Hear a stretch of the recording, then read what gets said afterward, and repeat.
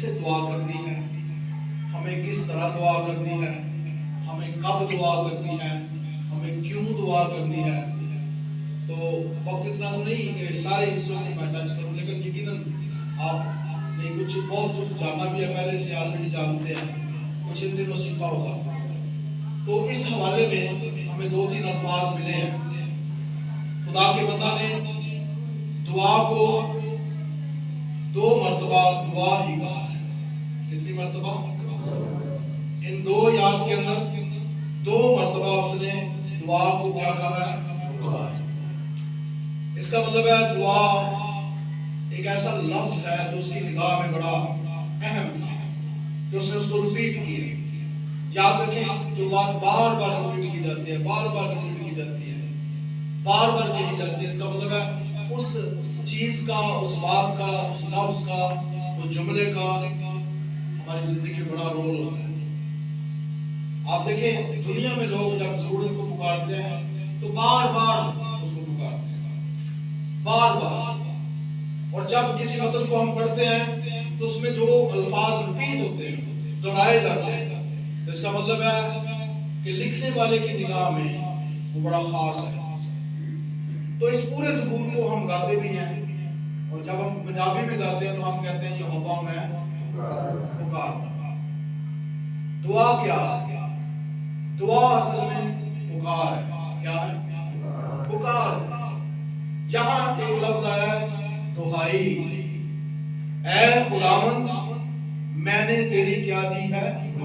دہائی دی ہے۔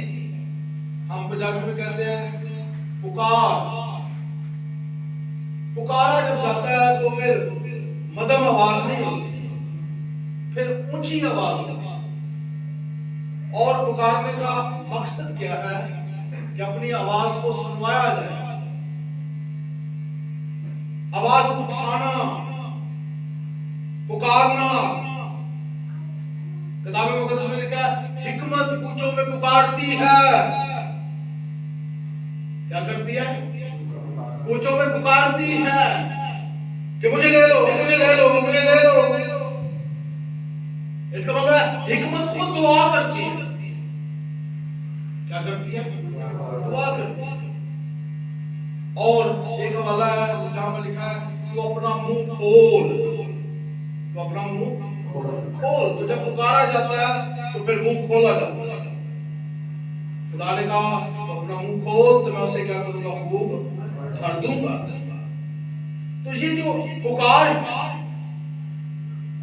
ہمیں بائبل مقدس میں نئے عہد کے اندر بہت سارے لوگوں کی ایسی مثالیں ملتی ہیں جنہوں نے سنا کہ یسوع گزر رہا ہے، یسوع جا رہا ہے، تو پیچھے سے انہوں نے دہائی دی، پکارا، جس میں سے ایک ماں کی ہمیں فریاد نظر آتی ہے، جس کا جوان بیٹا مر جاتا ہے اور اس مرے ہوئے بیٹے کے لیے وہ پکارتی ہے، روتی ہے، چیختی ہے، چلاتی ہے۔ اور نتیجہ کیا نکلا؟ یسوع نے کہا جنازے کو نیچے کرو، اور اسی گھڑی اس جنازے کو چھوا، وہ لڑکا جو مر گیا تھا وہ کیا ہو گیا؟ تو پکار میں اتنی طاقت ہے۔ پکارا جب جاتا ہے تو پھر کئی بار ہمارے آنسو نکل آتے ہیں۔ ایک اور عورت کا ذکر ہے جو بار بار یسوع کے پیچھے چلاتی ہے اور کہتے ہیں اے یسوع ابن داؤد مجھ پر رحم کر۔ شاگردوں سے ڈانٹا کہ نہیں پیچھے رہے، کیونکہ وہ غیر قوم کی تھی۔ اور جب یسوع نے آواز سنی ہے تو یسوع نے کہا اسے لاؤ آگے، اور پھر اس نے پکارا، اور یسوع نے اس کو اگرچہ کچھ سخت جواب بھی دیا کہ میں اسرائیل کے گھرانے کی کوئی بھی بھیڑوں کے سوا کسی کے لیے بھیجا نہیں ہے۔ پھر اس نے کہا میں لڑکوں کی روٹی لے کر کتوں کو ڈال دوں۔ وہ کیا پکار دیا کہ کتے بھی مالن کی میز سے گرے ہوئے ٹکڑے کھاتے ہیں۔ اور اس کا یہ ماننا، یہ پکارنا، کئی بار ہم پکارتے ہیں لیکن ایک شور کرتے ہیں۔ یاد رکھیں پکار میں ترس پایا جاتا ہے، پکار میں ایک اچھا اقرار پایا جاتا ہے۔ ہیلیلویا۔ ویسے پکارتے رہے لیکن دل دور ہو، बात नहीं बनेगी। यीशु ने ऐसे लोगों को कहा था कि ये कौम होठों से तो मेरी तारीफ करती है, लेकिन इनके दिल मुझसे क्या है? जो लोग सिर्फ पुकारते हैं और दिल नहीं देते। पुकारना है तो किसके साथ? दिल के साथ। उस औरत का दिल लगा हुआ था कि मैं पुकारूंगी पुकारूंगी पुकारूंगी, मेरा मसला हल हो जाएगा। और उसका जाती मसला नहीं था, उसकी बेटी का मसला था। किसका मसला था? बेटी का मसला था। और मैं ये समझता हूँ कि आज के वालिदैन को भी अपने बेटों के मसले को अपना मसला समझने की जरूरत है, अपनी बेटियों के मसलों को अपना मसला समझने की जरूरत है। बतौर पासवान होते हुए, कलीसिया के बाप होते हुए, हमें अपनी कलीसिया की बेटियों और बेटों के मसलों को अपना मसला समझना होगा। वो उस मसले को लेकर गई है और इस हद तक गई कि उसने कहा कुत्ते भी पालन की मेज से गिरे हुए टुकड़े खाते हैं। और याद रखें, दुआ जब दिल से निकलती है तो कहते हैं असर करती है। तो दिल से वही दुआ निकलती है जब हम किसी मसले को अपना मसला समझते। उसने पुकारा और यीशु ने क्या कहा? उसने कहा मैंने ऐसा ईमान इस्राएल में भी नहीं पाया। और आज उसका जिक्र है इंजील के। और उसने कहा जा, जैसा तू चाहती है तेरी बेटी के साथ वैसा ही हो। लिखा है उसी घड़ी उसकी बेटी से क्या पाई थी?